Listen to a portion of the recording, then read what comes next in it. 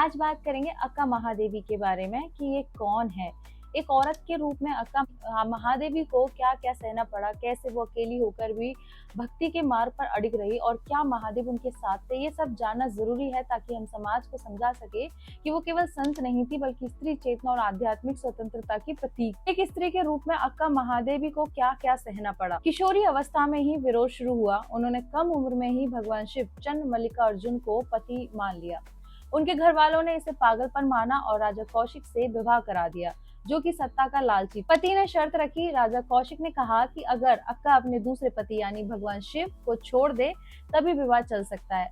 अक्का ने पति, महल, वैभव और वस्त्र सब त्याग दिया और कहा, मैं पहले ही चंद्र मल्लिकार्जुन की वधू हूँ, तुम्हारी नहीं। अब बात आती है नग्न होकर निकलना। समाज की सबसे बड़ी चुनौती थी। जब उन्होंने कपड़े भी त्याग दिए और शरीर को सिर्फ अपने बालों से ढका, तब समाज ने उन्हें विक्षिप्त, पापी और अपवित्र तक कहा। हर जगह उन्हें अपमान, ताने, लज्जा और खतरा मिला। स्त्री होकर नग्न शरीर में तपस्या करना उस समय में एक बहुत बड़ी क्रांति थी और ये भी अपने आप में भी बहुत बड़ी बात थी। तो वो अकेली कैसे निकली? क्या महादेव ने उनका साथ दिया? भीतर से महादेव साथ। उन्होंने कभी शिव को एक बाहरी मूर्ति नहीं माना बल्कि अपने भीतर के प्रियतम की तरह शिव को जिया। उनका हर वचन, कविता बताता है कि उन्हें शिव की उपस्थिति हर श्वास में महसूस होती थी। कुछ अनुभव भी लिखे गए हैं। कहा जाता है कि एक बार एक सभा में लोग उन्हें ताने दे रहे थे, तभी उनका शरीर दिव्य तेज से चमकने लगा। लोग नतमस्तक हो गए। जब लोग उन्हें पत्थर फेंकते तो पत्थर फूल बन जाते। भले ही यह प्रतीकात्मक हो, पर दर्शाते हैं कि ईश्वर स्वयं उनकी रक्षा कर रहे थे। उन्होंने समाज के लिए क्या किया? स्त्री को मुक्ति से पहले क्रांति। उन्होंने बताया कि एक औरत की ईश्वर से सीधी बातचीत हो सकती है, किसी पंडित, पुरुष या धर्माचार्य के बिना, क्योंकि वचन साहित्य में लिखा है। उन्होंने 430 वचन लिखे जो केवल भक्ति नहीं बल्कि स्त्री स्वतंत्रता, प्रेम और साहस का मंत्र है। शिव तत्व का प्रेम रूप। उन्होंने शिव को डरावने रुद्र रूप में नहीं बल्कि एक प्रेमी, साथी और आत्मा के प्रियतम के रूप में जाना। उन्हें कैसे समझे और लोगों को कैसे बताएं उनकी भक्ति। उनके वचनों को पढ़े, भाव में डूबे, चुनिंदा कविताओं को सोशल मीडिया, कथा या प्रवचनों में बांटे। उनका साहस आज की महिला के संदर्भ में तुलना करे, समझाएं कि उन्होंने बाहरी नियमों से ऊपर आत्मा की स्वतंत्रता चुनी। वे उतनी महान थी जितने पुरुष संत। उनकी दिव्यता उन्हें केवल नग्न संत के रूप में नहीं बल्कि प्रेममयी आत्मा के रूप में पहचाने, उनकी आत्मिक गहराई को सामने लाएं। कुछ वचन जो उनका दर्शन समझाते हैं। जो कुछ मेरा था वो मैंने दे दिया, जो कुछ उसका था वो मुझे मिल गया। अब मेरा कुछ नहीं और मुझे कुछ चाहिए भी नहीं। मैं चंद्र मल्लिकार्जुन की दासी। किसे दिखाऊं ये देह, किसके लिए इसे ढकूं? जिसे शिव ने बनाया उसे मैं कैसे अपवित्र कहूं? अक्का महादेवी ईश्वर के लिए जिए गए जीवन की वे मिसाल हैं जो नारी को केवल देह नहीं बल्कि चेतना का रूप मानती हैं। उन्होंने नारी को भीतर से स्वतंत्र होना सिखाया और ये दिखाया कि जब प्रेम सच्चा हो तो ईश्वर स्वयं उस पथ का साथी बन जाता है। अक्का महादेवी का जीवन भारतीय भक्ति आंदोलन की अद्भुत मिसाल है। एक ऐसी महिला जिन्होंने सामाजिक बंधनों, परंपरा और लांछनों से ऊपर उठकर केवल भगवान शिव, जिन्हें चंद्र मल्लिकार्जुन कहती थी, को ही अपना सर्वस्व माना। अक्का महादेवी का जन्म 12वीं शताब्दी कर्नाटक के उत्तरी भाग में जिला शिवमोगा, उडुपी के पास हुआ था। परिवार से वो जैन धर्म के अनुयायी कुल में जन्म हुआ, परंतु स्वयं शिव भक्त बन गई। नाम बचपन में महादेवी नाम था। अक्का सम्मान पूर्वक जोड़ा गया जिसका अर्थ बड़ी बहन। बचपन से ही भगवान चंद्र मल्लिकार्जुन श्रीशैलम के शिव रूप को अपना पति मान लिया था, जो ज्योतिर्लिंग में से एक। उनका जबरदस्ती विवाह करवाया गया कर्नाटक के राजा कौशिक से। विवाह के बाद पति ने उन्हें भगवान से दूर करने का प्रयास किया, लेकिन अक्का ने विरोध करते हुए पति, महल, कपड़े सब कुछ त्याग दिया। वह केवल केशों से शरीर को ढककर निकल पड़ी और कहा, हूं तो मैं पहले ही भगवान की वधू, मनुष्य का क्या अधिकार है मुझसे विवाह करने का। समाज ने उनकी नग्नता की आलोचना की, पर उन्होंने कहा, जिस देह को नाश होना है उसे ढकना क्यों? उन्होंने लगभग 430 भक्ति कविताएं लिखी है। हर कविता में उन्होंने भगवान को प्रेमी, पति, आत्मा का स्वामी कहा है। एक प्रसिद्ध वचन है, मैं चंद्र मल्लिकार्जुन की प्रेयसी हूँ। वे शिव एकत्व की उस ऊंचाई पर पहुंची जहाँ व्यक्ति का अस्तित्व मिटकर केवल भक्ति बसती है। उन्होंने लियांत संप्रदाय के अन्य संत से भी अलाम प्रभु से संवाद भी किया। उन्होंने अपना शेष जीवन श्रीशैलम, आंध्र प्रदेश या कदली वन, कर्नाटक में तपस्या करते हुए बिताया। वहीं पर उन्होंने समाधि ली और शिव में लीन हो गई। उनकी आत्मा शिव में पूर्णतः विलीन हो गई। कैसे समाज के ऊपर उठकर शिव को पाया? भीतर की शक्ति से उन्होंने पुरुष प्रधान समाज की परवाह किए बिना अपने भीतर की स्त्री को ईश्वर को समर्पित कर दिया। पूर्ण त्याग से न केवल भौतिक वस्तुएं बल्कि अहंकार, लज्जा, सामाजिक मान्यता सबका त्याग किया। अनन्य प्रेम से शिव को अपना प्रेमी, स्वामी और परमात्मा मानकर उन्होंने केवल उसी को चाहा। अक्का महादेवी का जीवन सिखाता है कि ईश्वर की प्राप्ति बाहरी कर्मकांड से नहीं बल्कि आंतरिक भक्ति और त्याग से होती है।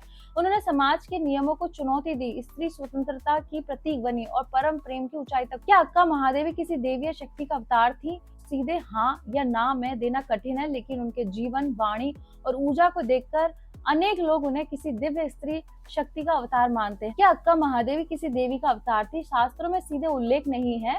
अक्का महादेवी को किसी विशिष्ट देवी जैसे पार्वती, काली, दुर्गा के अवतार के रूप में सीधे शास्त्रों में नहीं बताया गया, क्योंकि वह संत परंपरा की थी, अवतारी नहीं।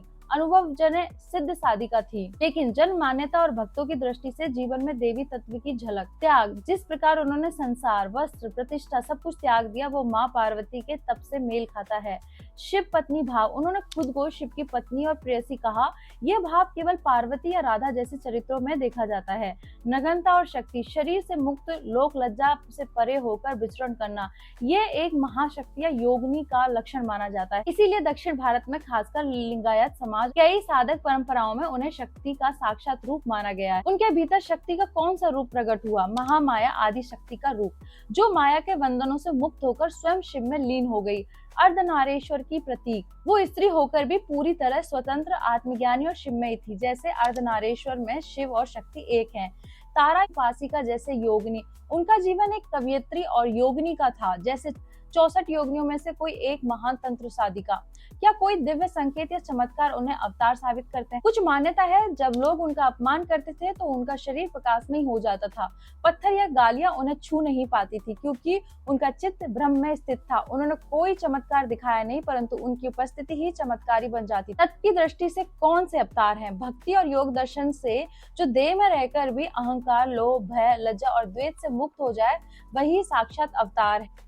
इस दृष्टि से अक्का महादेवी जी एक साक्षात्कारी शिव स्थिति समर्पित चेतना थी। भले ही वह किसी देवी की देहावतार न हो, लेकिन उनकी आत्मा देवी तत्व से परिपूर्ण। अक्का महादेवी कोई साधारण स्त्री नहीं थी, वो उस चेतना की प्रतिनिधि थी जो कहती है, मैं नारी हूँ परंतु केवल देह नहीं, मैं आत्मा हूँ और मेरा प्रियतम केवल शिव है। इसलिए हम कह सकते हैं वो देवी नहीं थी, परंतु देवी से कम भी नहीं थी। उनके भीतर ही माँ की शक्ति, शिव की भक्ति और आत्मा की मुक्ति एक हो गई थी। अब मैं बात करती हूँ माँ सती हो या माँ पार्वती। भगवान को पाने के लिए हर किसी को परीक्षा देनी पड़ती है। यदि भक्ति और विश्वास सच्चे हो तो न समाज की सोच आड़े आती है, न जात पात और न ही माता पिता की इच्छा। जब माँ सती ने शिव को अपना वर चुना तो उनके परिवार वालों ने शिव को स्वीकार नहीं किया। माँ पार्वती ने भी 5000 वर्षों तक तप किया। अगर वह अपने माता पिता के दुख या समाज की बातों को देखकर रुक जाती तो आज उन्हें शिव नहीं मिलते। भक्ति में धैर्य और शांति चाहिए। ये संसार माया, यहाँ कोई किसी का नहीं। सभी रिश्ते केवल उस परमेश्वर से मिलने से रोकने के लिए हैं। जब तक हम खुद को नहीं पहचानते कि हम कौन हैं, तब तक भगवान नहीं मिलते। हम शरीर नहीं, आत्मा है, यही हमारी सच्चाई है। माता पिता, भाई बहन न जाने कितने जन्मों में अलग अलग रूपों में हमारे साथ रहे, पर सच्चा संबंध केवल शिव शक्ति से है। हम आत्मा और हमारी सच्चाई, हमारे अस्तित्व का संबंध केवल शिव शक्ति से है। हमें बस उनका होना चाहिए, यही सत्य है। लोग इसे अपने दिल दिमाग से जैसे चाहें समझे, पर सत्य तो सत्य ही रहेगा। इसमें केवल धर्म और सत्य है, जिसमें पूरी दुनिया एक और भगवान व भक्त का, परमात्मा और आत्मा का रिश्ता दूसरी ओर। हमें केवल वहीं पहुंचना है, यही सच्चाई है। हम शरीर नहीं, आत्मा है, रिश्ते शरीर के हैं और वह हमें केवल दुख देने के लिए आते हैं। आत्मा का रिश्ता परमात्मा से होता है, वही परमानंद देता है, वही सच्चा प्रेम देता है। वही हमारे असली माता पिता, वही मित्र हैं, वही भाई, वही पति, वही सब कुछ है। उस परमानंद को छोड़कर बाकी सब हमें दुख में धकेलने वाले हैं, केवल अपने स्वार्थों, अपने दुखों और सामाजिक भ्रमों के कारण। जो भगवान के नहीं है वह भगवान के भक्तों को क्या समझेंगे और वे स्वयं भगवान के क्या होंगे। इस तरह से जो स्त्री रही हैं उनको काफी प्रॉब्लम्स हमेशा फेस करनी रही हैं। इसीलिए भगवान की भक्ति सच्ची यदि किसमें है तो वो कोई भी नियम का पालन नहीं करते, वो कोई समाज के बंधनों को नहीं मानते। अक्का देवी मिसाल है इस बात की कि उन्होंने अपने का बंधन तक त्याग कर दिया। उसी से पता चलता है कि शरीर से कोई लेना देना नहीं है, किसी समाज से, किसी रिश्ते से, किसी बंधन से, किसी से कोई लेना देना नहीं है। भगवान का लेना देना है सिर्फ आत्मा से। आत्मा ही परमात्मा की है। जिस दिन इस सच को जानेंगे उस दिन आप सारे बंधनों से, सारे विकारों से मुक्त हो जाओगे। फिर आप किसी के प्रिय नहीं रहोगे, तो प्रिय रहोगे तो सिर्फ भगवान के, और हमें उन्हीं का प्रिय बनना है। तो इस वीडियो को शेयर कीजिए और स्त्री तत्व को जगाइए और मेरे साथ बोलिए ओम नमः पार्वती पते, हर हर महादेव, शिव शंभो।